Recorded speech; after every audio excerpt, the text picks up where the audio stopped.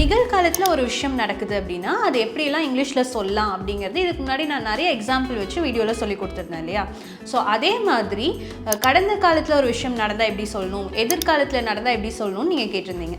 So கடந்த காலத்தில் ஒரு விஷயம் நடக்குது அப்படின்னா அது வந்து நம்ம பாஸ்ட் டென்ஸ் அப்படின்னு சொல்லுவோம். ஏன்னா நம்ம பாஸ்ட் பற்றி பேசுகிறோம் இல்லையா. இதுவே இனிமேல் ஒரு விஷயம் நடக்க போகுது, எதிர்காலத்தில் வரப்போகுது அப்படின்னா அது வந்து நம்ம ஃப்யூச்சர் டென்ஸ் அப்படின்னு சொல்லுவோம். ஓகேவா. ஸோ இதுக்கு சில எக்ஸாம்பிள்ஸ் எல்லாம் இந்த வீடியோவில் உங்களுக்கு நான் சொல்லித்தர போகிறேன். ஸோ ஃபர்ஸ்ட் பார்த்தீங்கன்னா அவள் கேக் பேக் பண்ணா, அவள் கேக் செஞ்சா அப்படின்னு பாஸ்ட் டென்ஸ், அதாவது நடந்து முடிஞ்ச விஷயத்தை பற்றி நம்ம சொல்கிறப்போ ஷீ பேக்ட் அ கேக் அப்படின்னு நம்ம சொல்லுவோம். ஷீ பேக்ட் அ கேக் அப்படின்னு நம்ம சொல்லுவோம். இதுவே அவள் இனிமேல் தான் கேக் செய்ய போகிறா அப்படின்னா she will bake a cake அப்படின்னு சொல்லணும். She will bake a cake. Will அப்படிங்கிறது இனிமேல் நடக்க போகிற விஷயத்தை பற்றி பேசுகிறப்போ நம்ம யூஸ் பண்ணணும். ஓகேவா.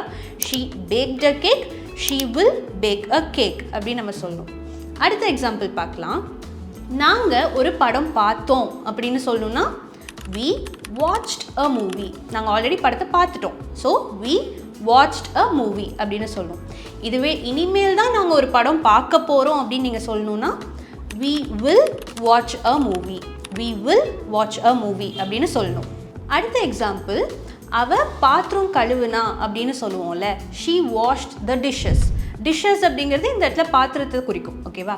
she washed the dishes அப்படின்னு சொல்லணும். இதுவே இனிமேல் அவள் ஒரு பாத்திரம் கழுவ போகிறா அப்படின்னா she will wash the dishes அப்படின்னு சொல்லணும். she will wash the dishes அப்படின்னு சொல்லணும். நான் மளிகை பொருட்கள் வாங்கினேன் அப்படின்னு நம்ம சொல்லுவோம்ல. அது நீங்கள் வாங்கிட்டீங்க அப்படின்னா அதுக்கு இங்கிலீஷில் எப்படி சொல்லணும்? I bought groceries. I bought groceries. ஓகேவா. ஏன்னா பையோட பாஸ்ட் டென்ஸ் தான் வந்து bought. I bought groceries அப்படின்னு சொல்லணும். இதுவே இனிமேல் நான் வந்து மளிகை பொருட்கள் வாங்க போகிறேன் அப்படின்னா I will buy groceries. I will buy groceries அப்படின்னு நம்ம சொல்லணும். அவள் ஒரு கவிதை எழுதுனா அப்படின்னு சொல்லணும்னா she wrote a poem. she wrote a poem. ரைட்டோட பாஸ்ட் டென்ஸ் என்ன? wrote. So she wrote a poem அப்படின்னு நம்ம சொல்லணும். இதுவே இனிமேல் அவள் ஒரு கவிதை எழுத போகிறா அப்படின்னா she will write a poem.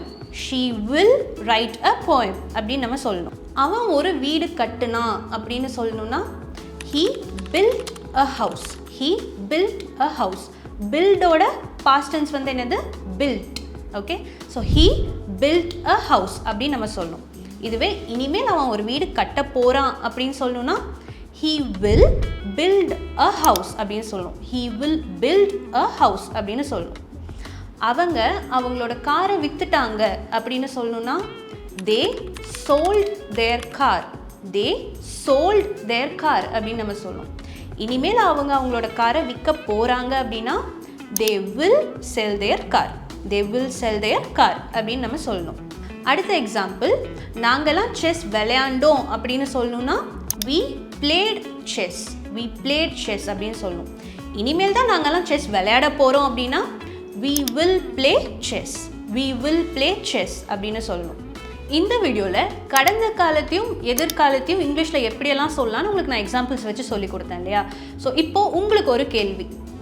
நான் இங்கிலீஷ் கற்றுக்கிட்டேன், நான் இங்கிலீஷ் கற்றுக்க போகிறேன், இதை இங்கிலீஷில் எப்படி சொல்லணும் அப்படின்னு கீழே தெரிகிற நம்பருக்கு உங்களோட ஆன்சரை மெசேஜ் பண்ணுங்கள்.